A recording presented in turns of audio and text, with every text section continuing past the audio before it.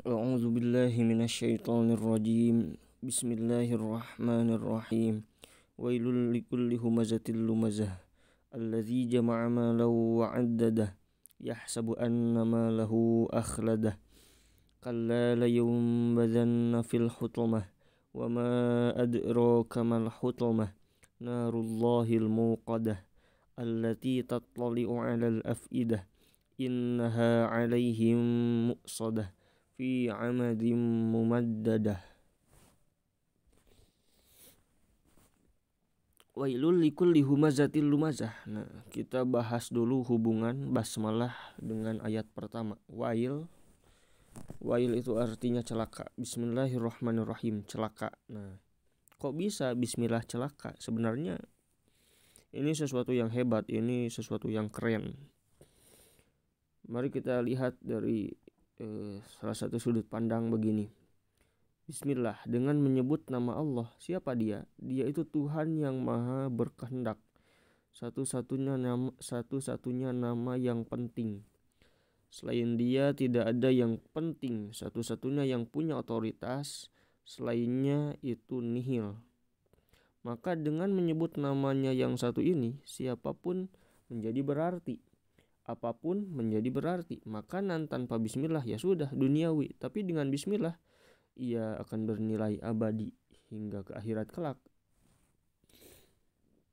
Dan kita tahu seluruh makanan dan apapun di dunia ini adalah miliknya, milik Allah. Sehingga barang siapa yang melakukan apapun tanpa menyebut namanya, itu artinya dia sedang melakukan sesuatu yang bukan miliknya, bukan milik dia, bukan haknya.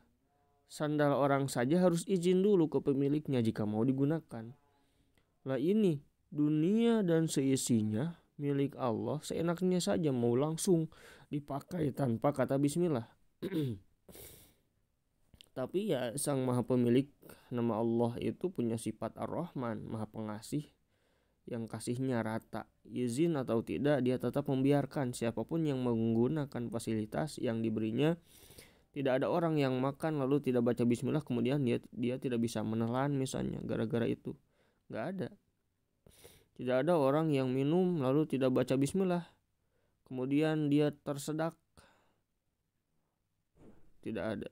Semuanya baik yang baca bismillah ataupun tidak baca bismillah, semuanya Allah tetap mengizinkan. Bahkan sampai orang yang tidak mempercayai Allah pun diberi keluasan.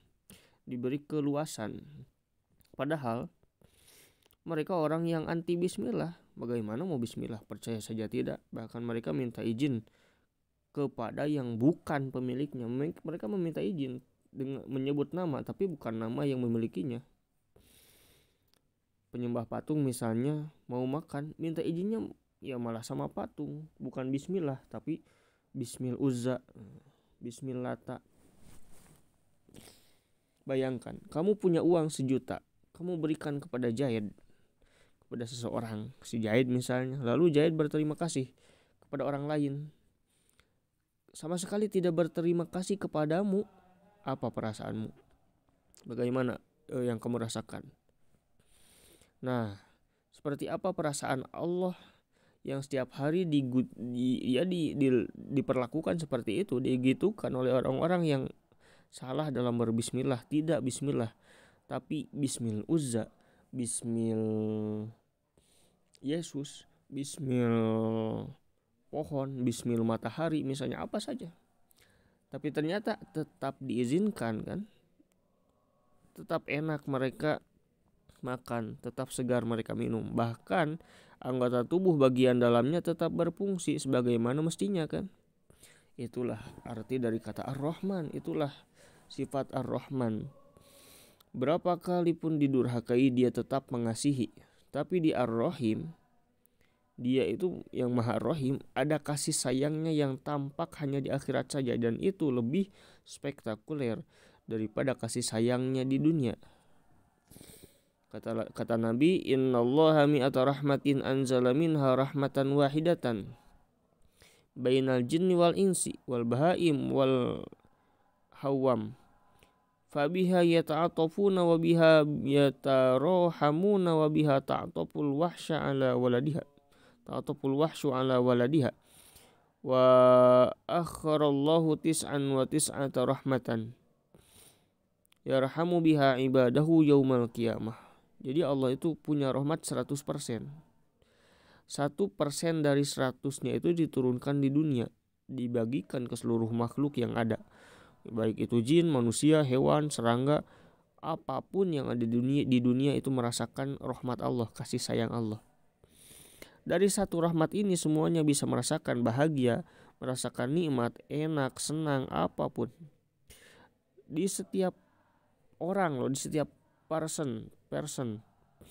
Padahal kita tahu penyebab seseorang tertawa itu beda-beda, dan itu baru 1% dari 100 rahmat Allah. Artinya setiap perorangan sebenarnya baru mendapatkan, tiap perorangan baru mendapatkan 0,00000, harus panjang dulu mungkin ya sampai 0 yang sangat-sangat panjang, baru kemudian 1% dari rahmatnya. Sudah sebahagia itu kan. Padahal baru merasakan rahmat yang sekecil itu. Betapa bahagia orang yang chat, orang yang dianggap spesial, lalu centang biru apalagi dibalas. Betapa bahagia orang yang menang perlombaan. Betapa bahagia yang tercapai keinginannya. Betapa bahagia ini, betapa bahagia itu, semua masih baru 0, sekian juta persen dari rahmat Allah. Lalu kira-kira seperti apa bahagianya 99% rahmat Allah? Itulah Ar-Rahim. Maka sungguh wailul likulli humazatil lumazah, celaka sekali orang yang tidak mendapat 99% rahmat ini di akhirat. Wail, celaka. Bismillahirrahmanirrahim. Wail.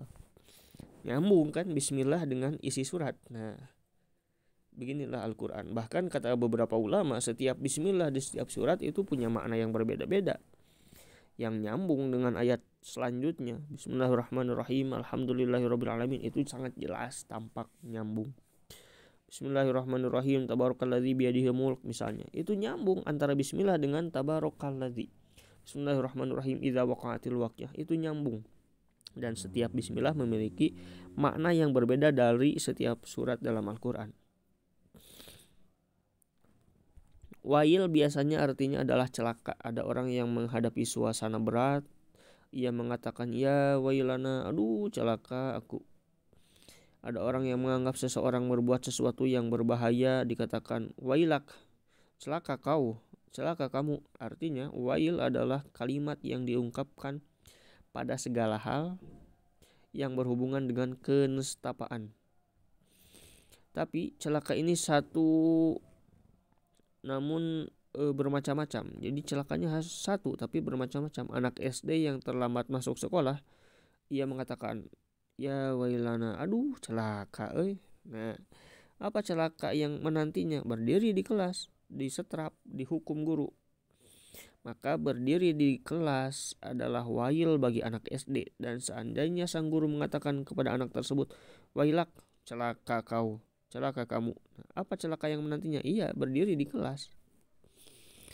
Pekerja yang bangun kesiangan, wailana. Ketika bosnya mengatakan wailak, maknanya adalah misalnya dihukum, dipotong gajinya, misalnya gajinya hilang. Maling yang ketahuan, wailana. Polisi atau warga yang menangkapnya mengatakan wailak. Apa celakanya? Penjara atau bahkan dipukuli, berbagai macam.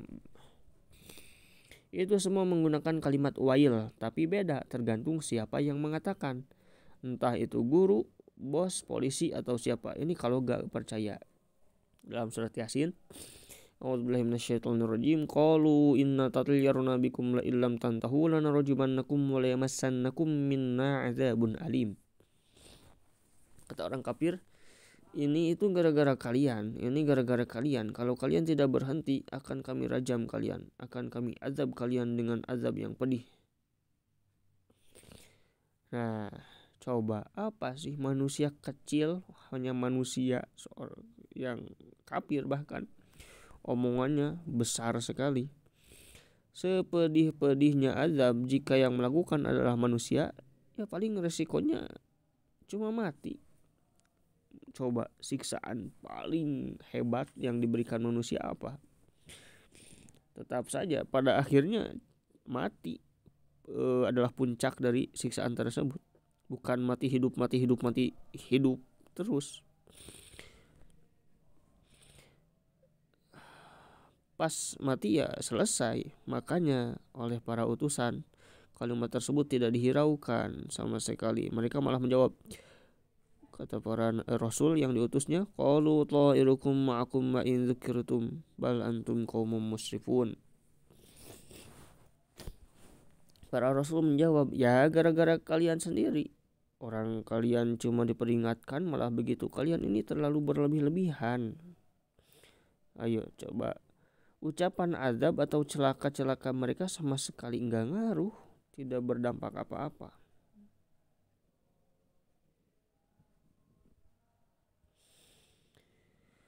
Wailul likulli humazatil lumazah. Nah, itu celaka-celaka versi manusia. Nah, sekarang di sini, di surat Al-Humazah, yang mengatakan celaka itu adalah Allah, Tuhan, zat yang maha super power, maha kuasa, maha perkasa. Maka dikira-kira apa artinya wail di sini?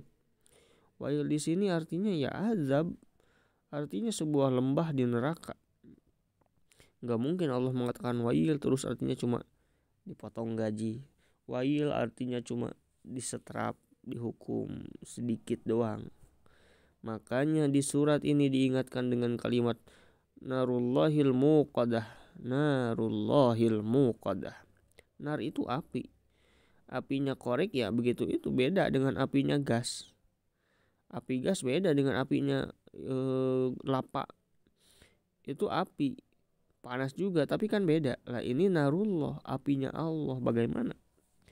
Ya yang jelas tidak akan bisa terbayangkan. Bukan api korek, bukan api gas, bukan api lapa misalnya, bahkan bukan api matahari. Yang jelas tidak akan bisa terbayangkan, sebab itu bukan ukuran manusia. Coba baca gimana surat Yasin menceritakan hal ini. Qalu ya wailana man ba'atsana min marqadina hadza ma wa'adar rahmanu wa sadaqal mursalun. Orang kafir berkata, ya wailana, celaka aku, siapakah yang membangunkanku dari tidur? Man ba'atsana min marqadina hadza. Siapa yang membangunkanku dari tidurku katanya, kata orang kafir. Padahal mereka dikubur itu disiksa sangat seru oleh malaikat. Sangat seru, sangat hebat maksudnya. Tapi saat mereka melihat narullah, azab kubur yang seseru itu, yang sehebat itu, yang amazing itu, seakan-akan cuma mimpi buruk. Dan mereka bangun dari mimpi buruk menuju kenyataan yang begitu buruk bin teruk itu. Maka saat itulah mereka mengatakan, hadza ma wa'adar rahman. Aduh, ternyata dulu Tuhan sangat baik kepadaku. Berapa kali hidayahnya aku tolak, namun dia tetap membiarkanku mendapatkan pemberiannya. Ternyata dia maha pengasih. Ternyata utusannya memang benar. Ternyata lah menyesallah mereka. Yaqulu ya laitani qaddamtu li hayati. Fa yawma idzil la yu'adzibu 'adzabahu ahad wa la yuthiqu wathaqahu ahad. Nah, seandainya itu dari surat Al-Fajr. Seandainya aku berbuat sesuatu untuk hidupku, maka setelah ini tidak ada azab seazab itu. Tidak ada yang terikat seterikat itu. Selesailah masalah. Inna anzarnakum azaban qariban yawma yanzurul mar'u ma qaddamat yadahu wa yaqulul kafiru ya laitani kuntu turaba. Kata Allah, kan sudah aku ingatkan kalian bahwa pasti ada azab ini. Hari di mana semua orang hitung-hitungan dengan amalnya dahulu. Dan yang kafir mengatakan, seandainya aku tidak pernah ada. Seandainya aku hanya butiran-butiran debu. Tidak berharap menjadi manusia. Fa innama hiya zajratu wahidatun fa idahum yanzurun. Wa qalu ya wailana hadza yaumuddin hadza yaumul fasli alladzi kuntum bihi tukadzibun. Kiamat itu satu hentakan saja. Tiba-tiba mereka melihatnya dan mereka mengatakan, celaka, ini hari pembalasan. Nah, itulah hari keputusan yang telah kalian dustakan dulu. Intinya Al-Quran itu kita harus selalu ingat bahwa ia adalah kalamullah, supaya tahu porsinya kalimat-kalimat yang disebutkan di situ. Kamu baca Al-Quran berarti kamu membaca surat dari Allah Sang Tuhan. Jika begitu maka jangan disamakan dengan saat kita membaca buku lain, sebab ini kalamullah.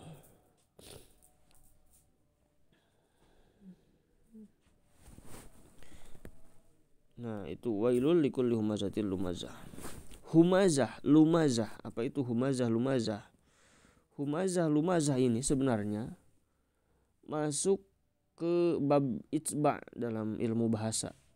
Itsba itu dua kalimat yang mana kalimat kedua ikut intonasi kalimat pertama, baik makna ataupun bentuknya. Humazah dan lumazah kan sama persis, cuma beda hu dan lu.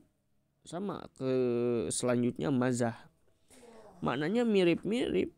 Intinya kalimat seperti itu perlunya adalah mentaukid atau menguatkan pembahasan yang sedang disampaikan. Contoh lainnya hayyakallah wa bayyak.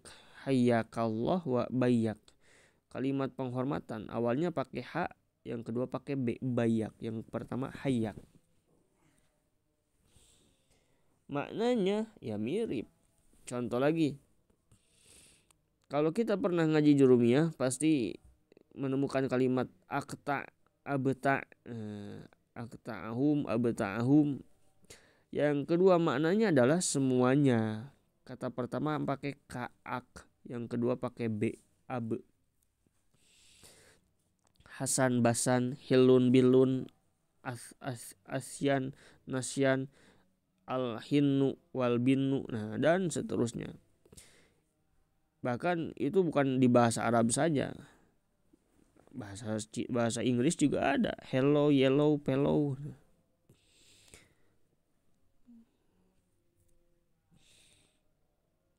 Itu kata orang-orang barat ke orang Cina.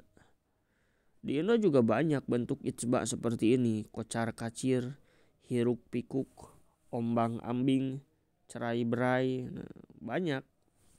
Kacir, pikuk, ambing, berai ini kadang kita tidak tahu maknanya, tapi penyebutan kalimat-kalimat tersebut dijejerkan kepada kalimat sebelumnya adalah bentuk penguatan terhadap hal yang sedang dibahas. Seakan-akan jika ada yang mengatakan bercerai berai misalnya, sebenarnya ia sedang mengatakan sangat berantakan, sangat ya tidak menyatu. Begitu pula kita memahami humazah lumazah, yakni seseorang yang sangat buruk ketika bersosial. Kira-kira begitu. Kembali ke pembahasan, humazah lumazah ini orang kafir apa muslim? Jawabannya sama. Pokoknya kalau sudah tentang sosial, Allah itu ketat. Ada ayat yang sedang menceritakan tentang seorang tokoh yang sangat ekstrim perlakuannya terhadap Nabi, yaitu Walid bin Mughirah. Tapi bagaimana Allah menceritakan orang itu dibuatnya dalam bentuk umum, sehingga siapapun yang bersifat seperti itu masuk ancaman. Wala tuti' kulla hallafim mahin hammazim masya'im binamim manna'il lil khairi mu'tadin athim utullim ba'da dzalika zanim. Muhammad, jangan kau turuti ucapan setiap orang yang suka bersumpah hina, hammaz, suka mencela, suka menebar isu perpecahan, suka melarang kebaikan, melewati batas, banyak dosa, keras hati, dan zanim, mengaku-ngaku nasab. Padahal ya begitu, itu Walid bin Mughirah. Dia merasa bernasab padahal tidak. Ibunya menurut riwayat sebagian mufasir dan disebut juga oleh Ibnu Asyur dengan kalimat kila, walaupun ini masih diperdebatkan, tidur dengan tukang gembala karena Mughirah sudah tidak hidup lagi. Akhirnya dia hamil dari si tukang gembala itu. Lalu saat umur 18 tahun bapaknya menisbatkan si Walid ini terhadap dirinya sendiri.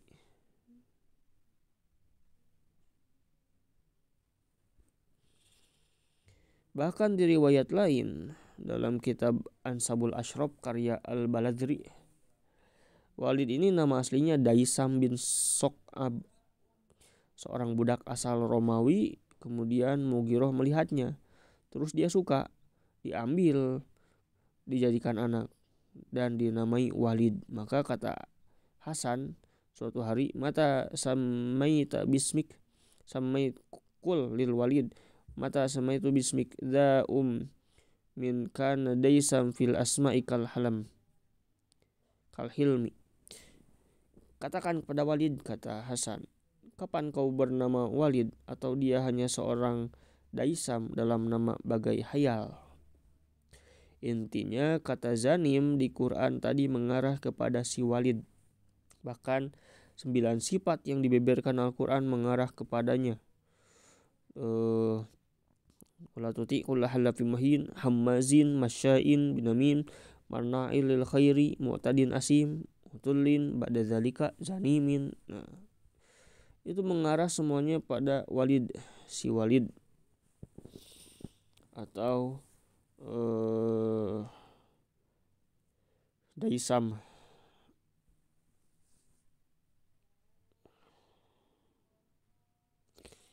Tapi Al-Quran mengaburkan penentuan sebuah nama. Tidak disebutkan namanya, menjadi kalimat yang umum.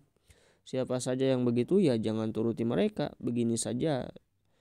Begini salah satu contoh sosial eksperimen di dalam Al-Quran.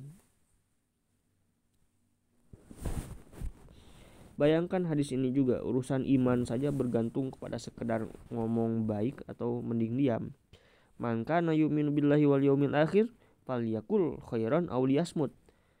Apalagi sosial yang lain, akhlak. Apapun karakter kita, berakhlaklah. Makanya kalau urusannya sama akhlak, ancamannya pun berat. Wailun likulli humazah, wailul lil mutaffifin, neraka buat yang berlaku curang. Wailul likulli affakin asim, neraka buat pembohong pendosa. Mereka mendapat ancaman sebagaimana ancaman Allah kepada orang yang mendustakan agama. Wailu yauma idzil lil mukadzibin, neraka kelak bagi pendusta agama. Nah, itu ayat pertama dari surat Al-Humazah.